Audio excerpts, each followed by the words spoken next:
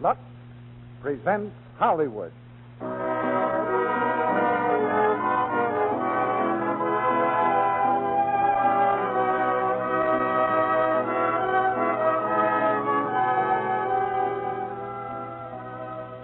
The Lux Radio Theater brings you Fredric March and Martha Scott in One Foot in Heaven.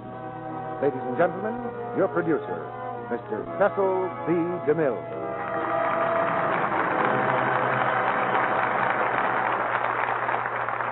Greetings from Hollywood, ladies and gentlemen. Visible from far off as you approach even the smallest of American villages is a majestic symbol of the freedom we've always loved and now are fighting for. Pointing straight to the sky, the church steeple dominates the landscape, and in its shadow for more than 3 centuries, America has been a citadel of religious liberty, a haven for the oppressed and persecuted of many lands. Guardian of this liberty are the pastors of thousands of American churches who work quietly, unselfishly, courageously, and with good humor, as will be abundantly evident in tonight's play, One Foot in Heaven. The Warner Brothers picture is based on the best-selling book by Hartzell Spence, and this evening we have the same stars who gave such delightful performances on the screen, Fredric March and Martha Scott. It's a drama of the author's own family, and no father and mother ever had a finer tribute than this one written by their son. A story of real people that goes right to the soul of America. Crossing the New Mexico desert the other day, I saw 3 brave little buildings pioneering a town: a church, a general store, and a motion picture theater. And on the marquee of the theater, believe it or not, blazed the familiar name, Lux. Now, I wouldn't have been surprised to find that sign in the window of the general store, because wherever 2 roads cross from Times Square to Tompkins Corners, you're rather certain to find Lux Flakes for sale. But the idea of a desert namesake of the Lux Radio Theater hadn't occurred to me. Our good wishes go to our brother impresario of the wide open spaces, and any number of ladies in his audience will tell him he picked a magic name for his enterprise. They've seen Lux Flakes work magic 100 times. And here's the curtain now for One Foot in Heaven, starring Fredric March as Will Spence and Martha Scott as Hope.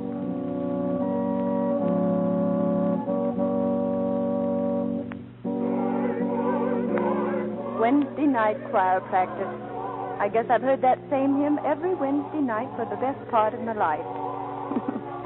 A minister's wife hears a lot of singing in her time.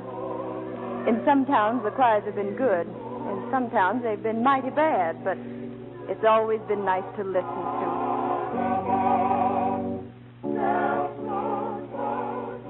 My husband is the Reverend William Spence. Will got the call way back in 1904. Let's see, it's 1926 now. That's 22 years ago. We weren't married then, just engaged. Will was studying to be a doctor. And then one evening he came to our house to speak to my mother and father. I remember the way Will stood there in the parlor, talking very quietly, but you could tell he meant what he said. Here's the way it is, Father Morris. The other night, I happened to be walking past a church in Toronto. I had nothing to do, and I went inside. There was a revival meeting going on, and there was a man who was preaching, Bishop Hartzell of the Methodist Society. It was a wonderful sermon, and as I listened, something happened to me. I guess you'd have to say I got the call. Maybe you laugh at that, but it was just as clear as if the Lord was there and had placed his hand on my shoulder. And anyway, I've decided to become a minister.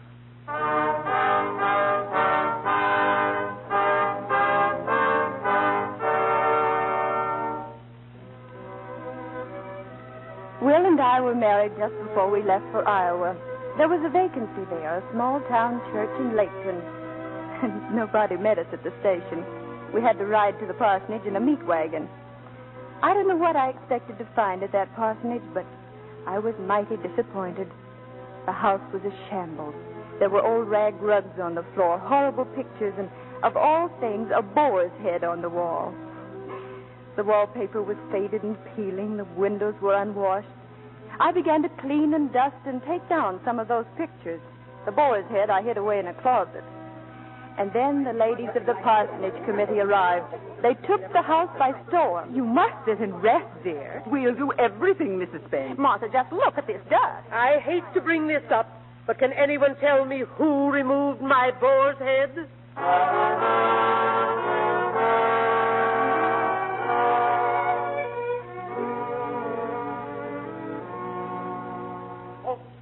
Oh, dear, where are you? I'm up here. Up where? Up here. Well, what on earth are you doing in the attic? Well, I was just in the way. Oh. Have you been crying? Well, just a little. Oh, they wouldn't let me touch a thing. I had to put back everything, every ugliness in its proper place. And I won't be able to use my wedding presents or anything because they think I'm stuck up. Lesson number 1, dear. The parsonage belongs to the ladies of the congregation. Ah, but they're good folks, dear. Look at all the gifts they brought. A table full of pies and cakes. They're kindly and friendly, and sometimes as thoughtless as children. Of such is the kingdom of heaven. Yes, I know I am ashamed, but, Will, I used to plan what our first home would be like, but this... No, don't let me say it. Don't let me complain. I'll say it for you. This house, why, it looks like a place the county poor farm has abandoned. A dog wouldn't live in it. A cat wouldn't be caught dead under the front porch. The moths starve to death here, and the mice smother in the dust. Oh, Will, you're wonderful. Thank you. I'm all right now. Of course you are. We're both going to be all right. Why, consider my princely salary. $385 a year, if I can collect it. Oh, Will.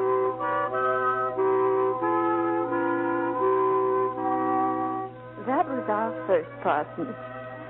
But the ones that followed were just like it. As we moved from town to town, our problems became even greater, for our family was growing. First came Eileen, and then the boy, Hartzell, and then in 1917 in Fort Dodge, our third was born, another boy. Fort Dodge.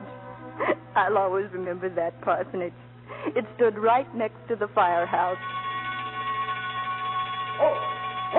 What's the matter, Will? Can you tell me why in thunderation this parsonage should have been built next to a firehouse? Darling, I can't even tell you why this parsonage should have been built at all. The bell goes off at the most provoking times. It disturbs me when I'm preparing my sermons. It interrupts my prayers. It even wakes the baby in his sleep. Bells, bells, bells. And speaking of the baby, dear, don't you think it's high time he was christened? I wasn't aware that we were speaking of the baby, Hope. You know my wishes in that matter. I said my last word on the subject. Well, I haven't. Neither have a lot of other people. A Methodist baby should be christened before it's 10 days old, and here our poor child's almost 3 months old and not named yet. The minister's child, Will. If you persist with this topic of conversation, dear, I shall only change it 100 times if necessary. All right, dear. To what? To anything. What is there for supper, for instance? Not a thing. What did you say? I said not a thing. You mean that literally? Literally, figuratively, and specifically. Statistically, there's 1/2 loaf of bread and 1/4 of a pound of butter. What are we going to do? Haven't you any money at all? Well, I have this 10-cent piece. Oh. I've been hoarding it for 3 weeks. It's our entire cash capital. Your quarterly salary not due until next week. Will, can't I telephone the grocer to send something out on credit? Mother, you see this book? What is it? I could tell you without looking. The Methodist Discipline. And what is the discipline? The Discipline of the Methodist Church is the printed collection of its rules and regulations, declarations of faith, and order of services. It sets forth certain admonitions concerning personal conduct. Thus, it prohibits the hoarding of money, the accumulation of wealth, or the going into debt. That's it. The going into debt. It forbids labor on the Sabbath, even the preparation of meals. It outlaws motion pictures, dancing, tobacco. We may not play any card game which might be used for gambling. Mother, you sure know your discipline. I ought to. We've lived it for 13 years. Now it appears we are also to eat it. Give me the book, Father, and I'll stew it in the pot, though I imagine it'll prove tough fare. You know, dear, a minister's life is like walking a tightrope, with 1 foot on earth and 1 foot already in heaven. If only a wedding couple would come along. Golly, what a $5 wedding fee would do for us now. Or even a $2 wedding fee. Oh, well, something will turn up. The Lord has always provided for us. Goodbye, Mother. I've got some calls to make. Goodbye, dear. Eileen, bring the baby into the house. Bring in your poor, unnamed brother. Oh, sure. Hartzell. Yes, sir? Hartzell, I'm going out for a little while, so you keep the watch. I'm going to the courthouse first, then I'm going to the drugstore to talk to Mr. McFarland. You stay right here and keep a sharp eye open. If any wedding couples come along, you'll know where to find me. Yes, Father. Aren't you going in the car? There isn't any gas.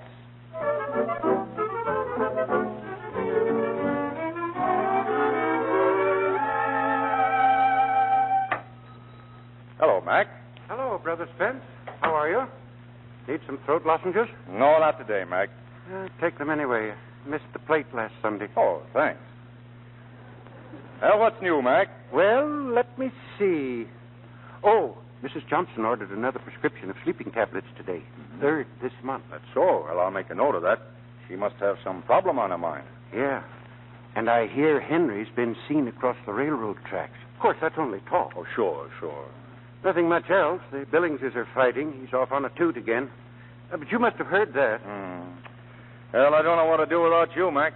What I don't know is how you do all you do. Everybody and his neighbor's personal troubles 24 hours a day. All part of the job, Mac. Father, there's a wedding couple who want to get married. Don't bother me, son. I'm talking to... Hartzell, did you say a wedding couple? Yes, Father. A wedding? Mother's got them in the living room. They've been waiting an awful long time. All right. I'm coming. So long, Mac. Thank you. So long. Come on, Father. They're waiting. No unseemly haste now, Hartzell, but let's go. Father, wait for me.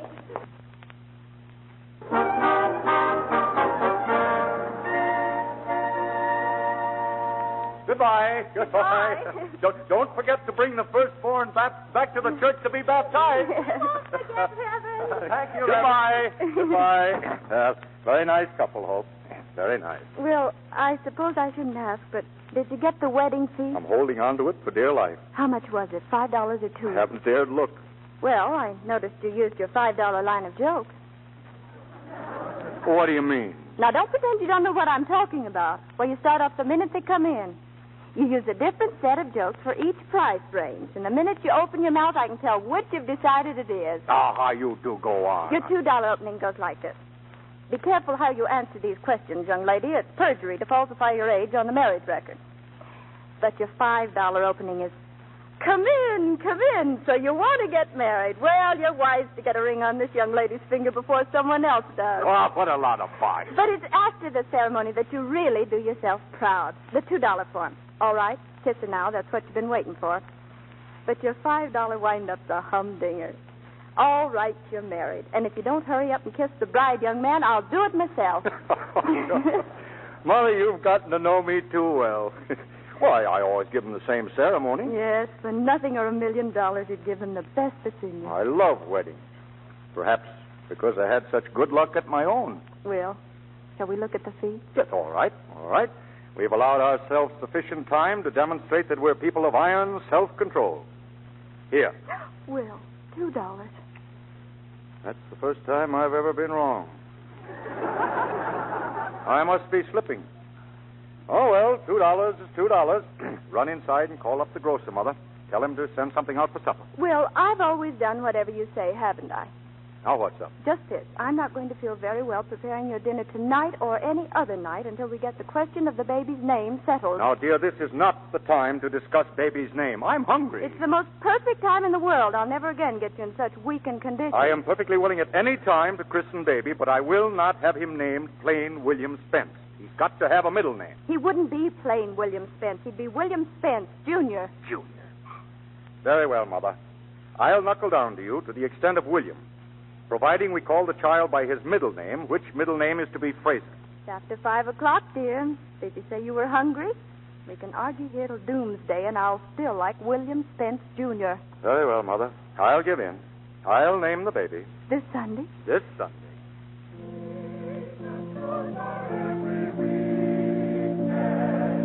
Take it to the Lord in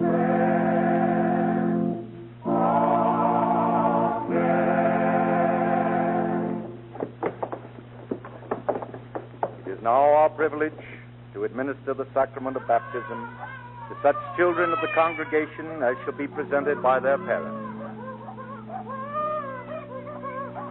The name, please? John Henry Appleby. John Henry Appleby, I baptize thee in the name of the Father, the Son, and the Holy Spirit. Next, please. The name? William Spence, Jr. William Fraser Spence. I baptize thee in the name of the Father, the Son.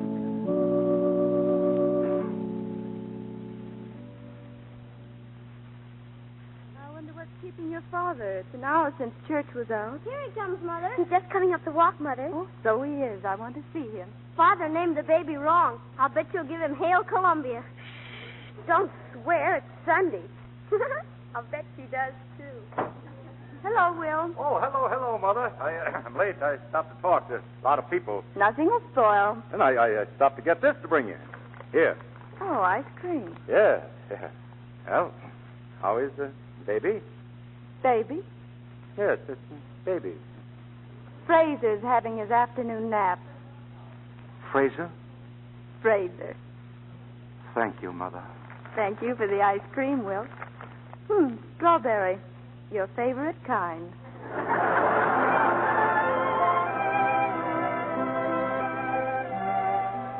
We had lived in Fort Dodge for about 2 years, until one Sunday morning in 1917, I wasn't at the church. The baby had a cold, and I stayed home. Will was preaching his sermon. He was just in the middle of it when the alarm sounded. It was quite a blaze. The parsonage was burning down. Mother, where are you? I'm here. Here, Will. Is everything all right? The first time I ever missed church and the house burns down. Did you save my book? Did you get my books out all right? Yes, Will, I did, but my... Oh, bless you for that, Mother, bless you. And what about the children? They're safe, too, but my... Well, where are they? Well, over that way, Will. Will, I've been trying to tell you that my new hat's in the house. Look at that house burn. As heartily as any sinner in hell. Oh. Chief Benson, the firehouse is on fire. What? The firehouse, sir. It's burning. And you can't do anything for the parsonage, but for Pete's sake, don't let the firehouse burn down. No, my new hat, Will. The one I paid $5 for. What's the blaze? Of course, if you don't care. Oh, now, Mother, don't you cry. What if the old parsonage does burn up? They needed a new one, and we're moving anyway. We're moving. Yes, right away, yes. The telegram came this morning, but I didn't have time to tell you. Well, where are we going? Well, And what about the parsonage? Oh, I do hope it's a nice one for a change. The children are entitled to a respectable home, even if they are the minister's family. Tell you the truth, I didn't inquire about the parsonage, but don't get your hopes up. We're going to Sioux City. There's a detachment of troops stationed there, and as well as being pastor, I'm going to be their chaplain. You see, there are a lot of young men piling into the army these days, Mother, and they're going to need spiritual guidance. You're going to join the army? Well, in a way. Oh, Will. Now I guess I'll have to bring up my children in a pup tent.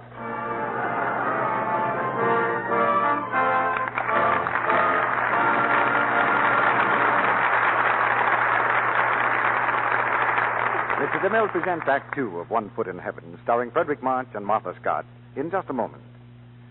During our intermission, we have a very charming guest to introduce to you. Here's a hint about her.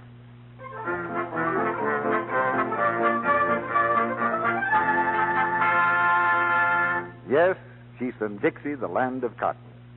Miss Camille McLean Anderson, the maid of cotton for 1942. Back home in Memphis, Tennessee, she's a debutante. But right now, she's making an exciting 15,000-mile tour of leading department stores to star in a fashion show of the newest Luxable cottons. Welcome to the Lux Radio Theater, Miss Anderson. Thank you, Mr. Roy. I'm delighted to have a chance to tell you about our fashion show and how really smart the new cottons are. Well, are they all as attractive as the dress you're wearing, Miss Anderson? Yes, and this is one of my pets, an evening dress in a Mexican rose print seersucker. It's one of the dresses chosen for me in New York by Harper's Bazaar. And like the other things in the style show, it's made of cotton, and it luxes beautifully. Everything in your style show is Luxable, Miss Anderson? Mm-hmm. They're evening dresses, slacks, and sport clothes. And daytime dresses like one honey of a blue and white striped suit. And then I have some defense clothes with me suggested by the Department of Agriculture. They show that work clothes can be not only practical, but well-styled and good-looking, too. So cottons are smart, lovely to look at, and practical, too. Oh, my, yes.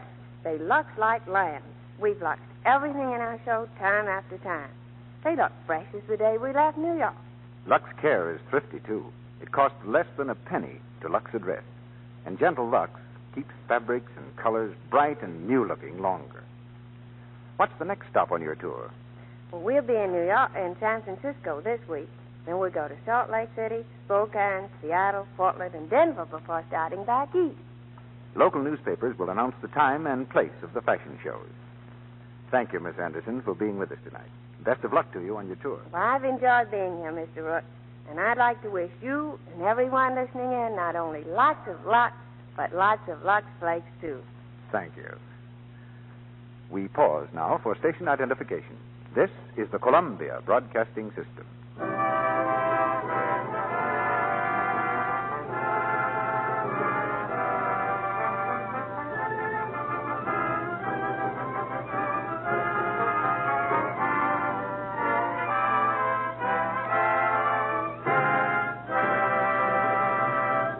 Curtain rises on the second act of One Foot in Heaven, starring Fredric March as Will Spence and Martha Scott as Hope.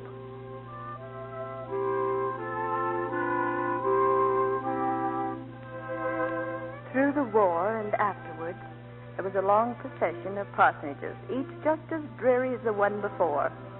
In 1923, when things began to pick up a little, we were in Denver, Colorado. Prices were soaring, land prices, incomes, everything was going sky high. But the roof of our parsonage leaked in 18 places. Hope, you hear me? I'm coming. What is it? You know how many holes there are on this roof?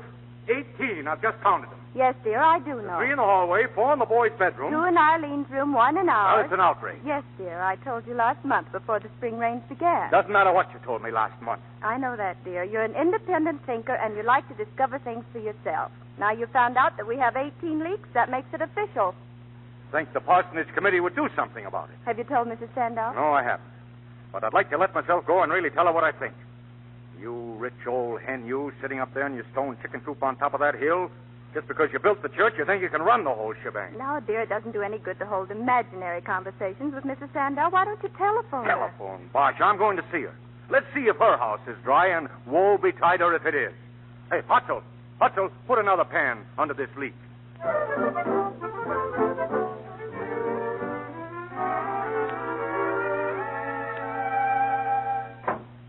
Oh. In the kitchen, Will. Well, I didn't see Mrs. Sanders. What's the matter? Is that a new leak? Yes, just started. That makes 19. It's indecent. Trying to keep it from falling in the food. But if the stew tonight's a little weaker than usual, you'll know the reason why. Will, why are you standing there staring at me? Because I'm seeing you for the first time. Ah, what an absurd thing to say. You've seen me every day for 20 years. That's just what I mean. I haven't been able to see the forest for the trees. I'm seeing you as you are, Hope. The wife of a parson. And I'm remembering the trials you've had to put up with. Your dream of having a nice home. Your work in the church, full-time job in itself. Still, you've found time to manage a house, cook and mend and scrub for a family, comfort a husband. And you've borne all this with the serenity of a Madonna. Nobody can turn a phrase as well as you can. Mother, we're going to have a new parsonage. Yes? What did Mrs. Sandow say? Well, she wasn't home. No? Oh, I had a visit with her gardener, Sampson. Fine fellow. But I saw the inside of Mrs. Sandow's house dry. Even her garage was dry. Well, what's necessary for a car ought to be necessary for a preacher. What are you going to do? I don't know. Well, it's going to be difficult. The parsonage is so handy to the church, you'll never get them to build a new one. Not as long as this one stands, certainly. That's an idea. What is? Now, Will, you're not going to burn this one down. No, but I'm going to get a new church built right on this spot. Then they'll have to build a new parsonage. Oh, Will. Besides, we need a new church. Everybody's building something. New homes, new stores, new banks. And while they're about it, they can build something for God. Hartzell, answer the door. Yes, ma'am. Mother, you're going to have the home you've always dreamed about, and I'm going to have my church. And Mrs. Sandow is going to pay for most of it. Is Mr. Spence at home? Yes, ma'am, he is. Will, it's Mrs. Sandow. Why, come in, Mrs. Sandow. Thank you. Brother Spence, I'd like to speak to you. Well, Mrs. Sandow, you couldn't have come at a more opportune time. Brother Spence, I hear you've been calling on my gardener, Samson. Yes, indeed. Fine and devout man. I'll have none of it. Excuse me. I didn't hear you correctly. Oh, yes, you did. I said I'll have none of it. You mean that I cannot call on Samson? You may not. You realize what you've done. You've put Samson on my social plane. You're my pastor, and you'll call on me. My gardener belongs in the garden. Your gardener is also a member of my church. Not at all. He attends the evening service. But Sister Lydia... Don't you sister me. Tell me, don't you have Samson in for evening prayers? I do. I also have prayers with my maid. But I don't invite my servants to tea. If we're all children of God, there's no distinction in his sight. If Samson wants to go to church to save his soul, that's one thing. It's different entirely for my pastor to call on him and have tea with him. I'm sorry, Sister Lydia, but I cannot agree with you. Then you are no longer my pastor. From this day on, I'm a Baptist. Well, there goes your church and my parsonage. Not on your life. This church is not a one-man proposition, nor a one-woman one either. We can put up a church without her. Mrs. Sandow was baptized a Methodist, she married a Methodist, and she'll die a Methodist. She'll be back.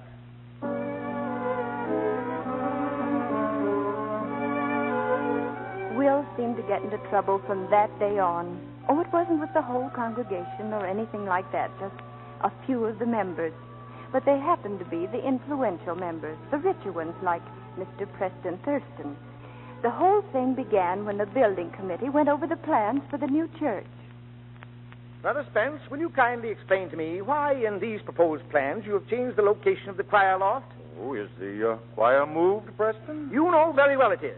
My wife won't like it, my cousin Luella Digby won't like it, and I don't like it. Well, I've always thought that the function of a choir was to be heard rather than seen. Are you implying that my wife's face is not fit to look at? Not at all, not at all. Will it help to shorten the conversation if I remind you that my donations to this church have been considerable? I had planned on a donation to the new church at around $50,000. That's a lot of money. A lot of money. Of course, I've put you down for $75,000. But even so, it's a lot of money. Have you thought what it would mean if I withdrew my support from this project? Sure, we know what it would mean. Oh, Dr. Romer, I wouldn't. None of your cronies would contribute either, and all those people you've got under your thumb, they'd be afraid to contribute too. No, that's enough, Doctor. Let him talk. I think in his crude way he makes the position rather clear.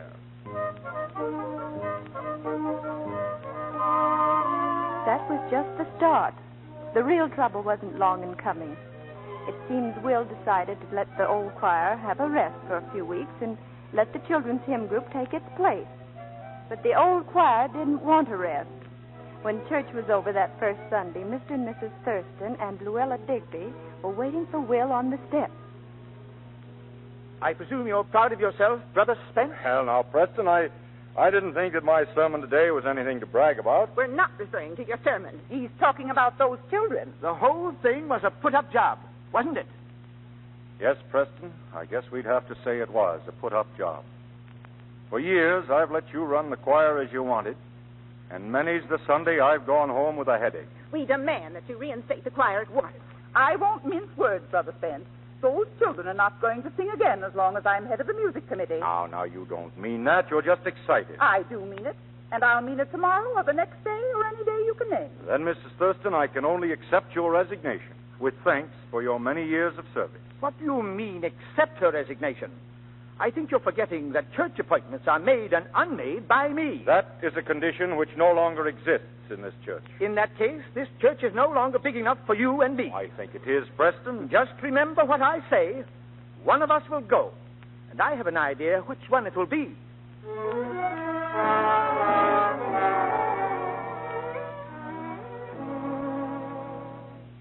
Oh, hello, Hot. Oh, Hot, sir, what are you doing home from school? It's only 2 o'clock. I know. May I speak to you, Father? Yes, of course. You're not playing hooky. No, sir. Something's happened. You better tell me, son. I've been expelled, Father. Expelled? Yes, sir. Mr. Haskins called me into the principal's office and said I was dismissed. Why? What for? Well,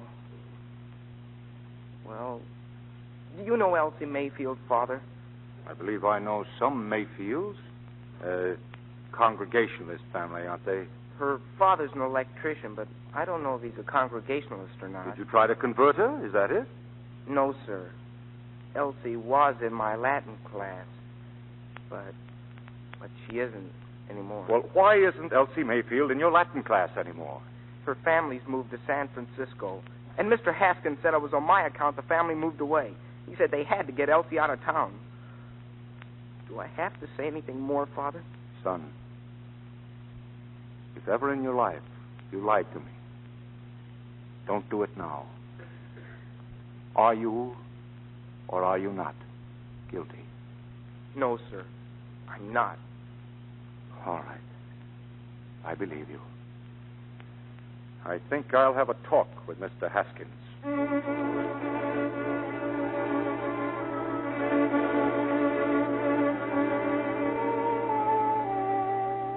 Mr. Haskins, are you willing to take the responsibility for expelling the boy on the strength of a rumor? Naturally, I conducted a thorough investigation before I acted. I'd appreciate it if you'd tell me where it led you. Well, our superintendent of schools got the story from Mr. Moody. Mr. Moody heard it from Mr. Simmons, who was told by Sister Goldthwait. She had gone to tea one afternoon at Luella Digby's, and... Did you say Luella Digby? Yes. The story was told there under the promise never to divulge the source. Luella Digby. One more step and we arrive at Mrs. Preston Thurston. Well, I hope those people are happy. They've done a very good job of ruining a young boy's life.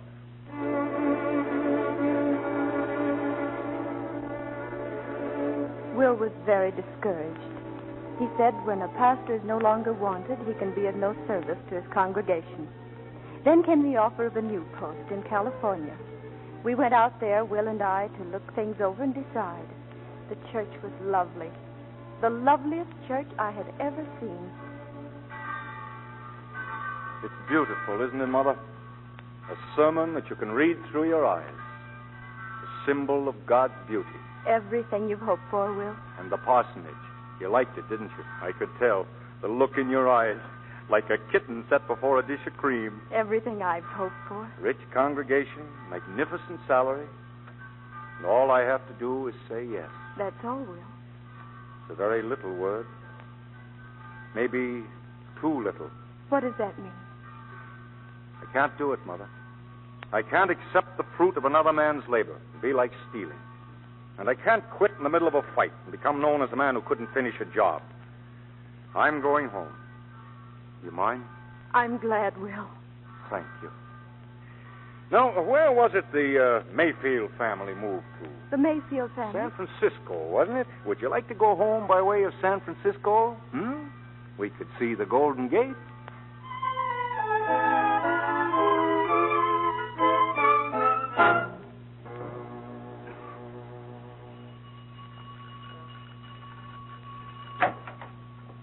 Good afternoon, Mr. Spence. Good afternoon. Is Mrs. Thurston at home? Why, yes, sir. She and Mrs. Digby are in the parlor. Mrs. Digby.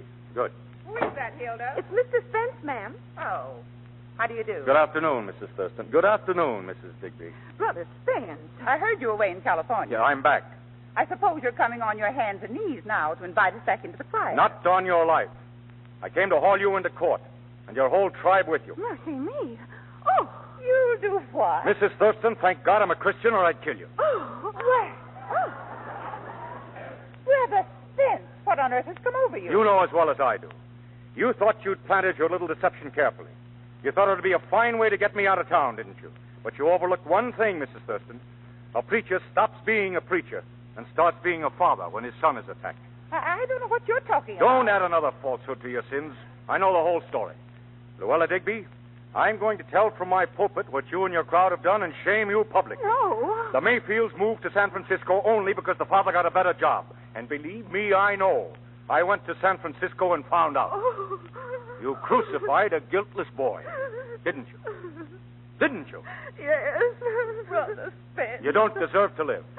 The only reason you don't die is because the good Lord wouldn't know what to do with you. Good day, ladies. What are you going to do? I'm going to make you suffer the way you... No, I'm not either. with a great deal of assistance from the Thurston family, I'm going to build a new church.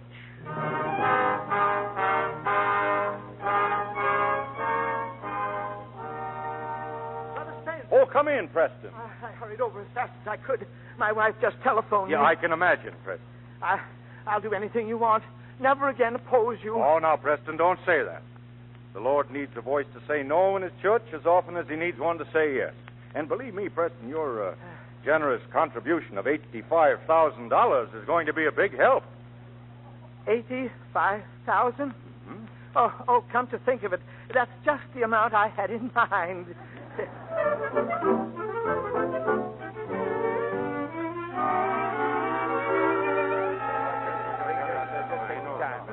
Now, wait a minute, boys. Wait a minute. All right. Adding a whole building is going to throw our budget sky high again. We'll just have to cut out something. Now, what about this item? One stained glass tree of Jesse window. No, John, I want that window. It's a lot of money.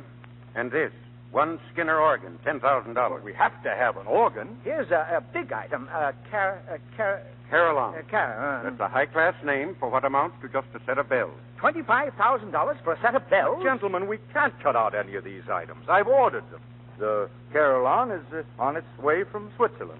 You mean to say you went ahead and ordered things even before we had a meeting? Oh, I knew I could bring you boys round once I set my mind to it. And it looks like a clear-cut issue between the parsonage and these luxuries. You, Judas. I'm sorry to interrupt this pleasant meeting, gentlemen, but Mrs. Sandow's here, Will. Oh, send her away. I've tried to, but she won't go away. She says she'll sit on our front steps and sing hymns until you consent to see her. All right, I'll see her. Excuse me, gentlemen. The whole thing. Why did she have to come tonight? Why did she have to come when I need her? I don't know, dear, but there she is. I know what I'll do. I'll refuse her. I'll be strong. Brother Spence, dear Brother Spence. Go home.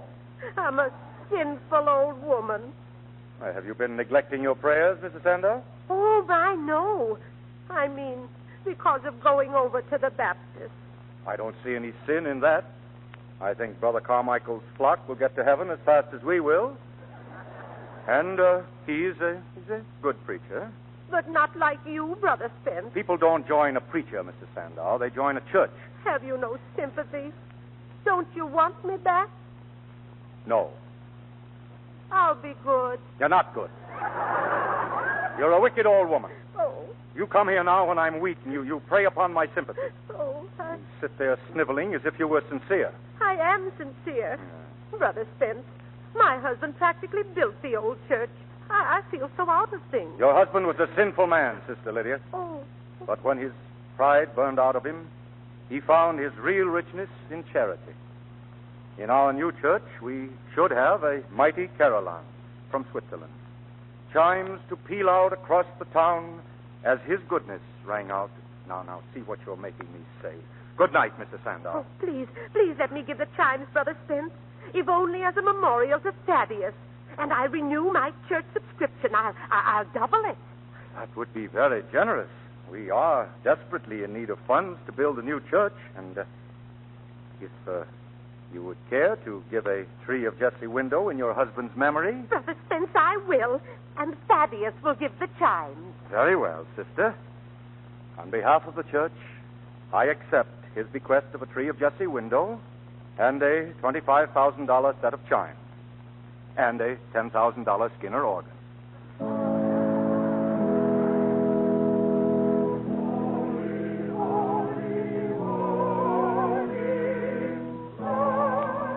Listen, Mother. That's the best choir practice we've had yet. Yes, the new church helps, Will. Yes. You know, Mother, I was reading an article the other day which said that Christianity was dying. Humbug. Just beginning to live. People are more Christian in their homes and in their hearts. Don't let anybody fool you about Christianity, Mother. If God thought his church were in any danger, he'd come to its rescue. Hope, I had a letter from the bishop the other day. I know what it is. We're going to move, aren't we? Yes, dear. Oh, Will, just when we have everything we wanted. A home for our family, a beautiful church for you. He said there's a little church back in Iowa that's in trouble. I won't do it. I always did like Iowa.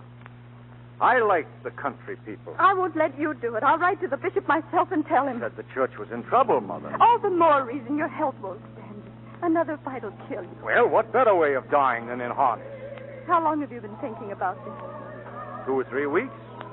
Then you've decided? Yes, Mother. There's no sense in arguing. We'll go. I'll go with you, Will.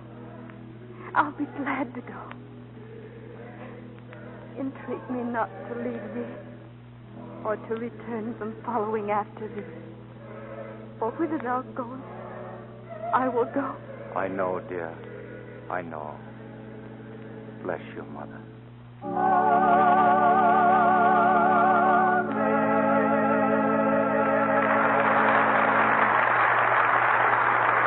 a moment, our stars will return to their curtain calls. But now, let's take a look at your garden early next fall.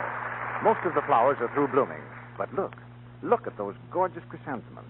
That stunning bronze color, the pure white, that wonderful shell pink. Why, some of the blossoms are 3 or 4 inches across. Yes, you can have chrysanthemums like that in your garden next fall. The Lux Flakes Garden Club is offering you 3 hardy, early flowering chrysanthemum plants, a whole $1's worth, for just 10 cents and the opening tab from a large box of Lux Flakes. They're all first quality, well-rooted field-grown plants. The feature mum, included in each set of 3, is a clear, glowing shell pink. And every one of our plants has been given a special vitamin treatment with transplantone for stronger roots and earlier flowering. They'll thrive year after year in your garden or in flower pots or sunny window boxes. Order as many sets as you like, but don't delay, for our supply is limited. Here's what you do. Write your name and address on a piece of paper or on the handy order blank which your dealer has.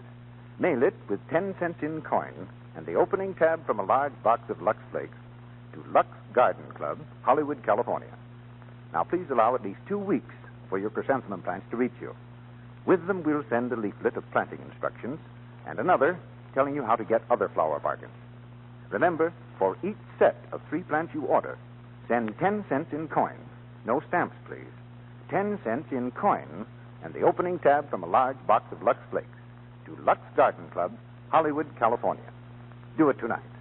And be sure to include your own name and address, of course. This offer is good only in the United States. Now, here's Mr. DeMille with our stars. To our gallery of memorable performances in the Lux Radio Theater, we'll add those given tonight by Fredric March and Martha Scott. Thank you, C.B. It was a real pleasure to join Martha in retelling this inspiring story. You know, Mr. DeMille, One Foot in Heaven is an experience I'll always remember. It's the first time I've ever played the part of a living person, and the responsibility rather frightened me. I don't think you need to worry about what Mrs. Spence thought of your performance tonight, Martha. I understand she was very pleased with the picture. Yes, she was. I loved meeting and knowing her because she's exactly the same lovable person as she is in the story. If she's listening in tonight, I'd like to wish her all the happiness in the world. It was a privilege to help keep alive the memory of her husband. And now, Mr. DeMille, perhaps you'd better explain to the audience why the Lux Radio Theater is 15 minutes shorter than usual tonight. The government has a message for every man, woman, and child in America, Martha. So we're giving up the last quarter hour of our Lux Radio Theater time tonight to this message. Well, next week you'll have an hour as usual, won't you, C.B.? Yes, Freddie, but it's an unusual hour because our play will be Penny Serenade, and our stars will be Robert Taylor and Barbara Stanwyck. Penny Serenade is adapted from the Columbia picture hit, a story of a young married couple and the child that brought them happiness. It's a drama of courage and inspiration, and with 2 stars like Barbara Stanwyck and Robert Taylor, we have an inspiring cast for next Monday night. I think your audience will agree with that, C.B. Good night. Good night. Good night. Good night, Martha and Freddie. You were good missionaries tonight. And don't forget, ladies and gentlemen, stay tuned to this station for a message from our government.